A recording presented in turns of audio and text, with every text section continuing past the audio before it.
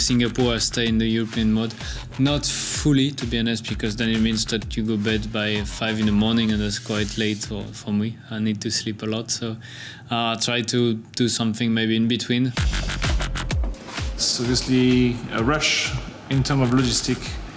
We end the European season, so we had to bring back everything here to inspect and maintain the cars. In the same time, we have a second team preparing sea freight, air freight, late air freight, and very, very late freight to make sure everything is in place when the team will be arriving in Singapore, but also in terms of cars and development for the cars.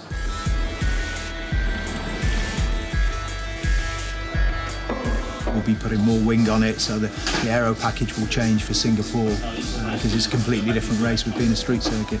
We're not coming back to base now for the next couple of months, so the guys need to make sure they've got everything they want. To the flyway races is about 70 to 75 people. They're all staggered. You start with the catering, then we have the support crew, the setup crew, the mechanics, engineers, and then marketing.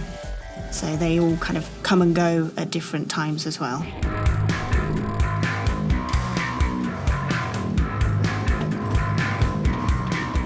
The main freight, as we call it, goes on Friday, which is the 11 pallets, the 34,000 kilos.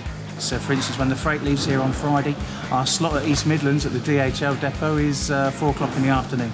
So we'll be there an hour before.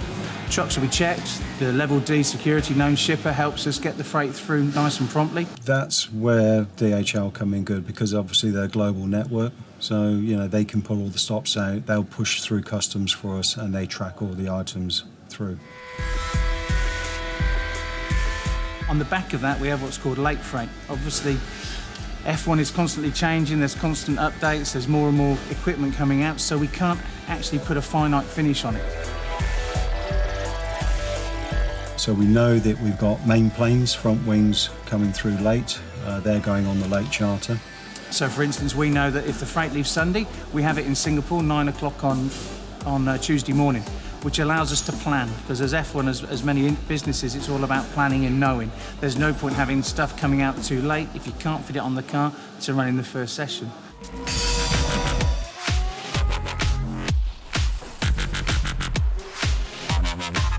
I expect when we go back to kind of normal downforce level circuits in Singapore, we should be much more stronger, and hopefully we get back in the positions that we've been lately in the races. So hopefully it's much better than we've been lately.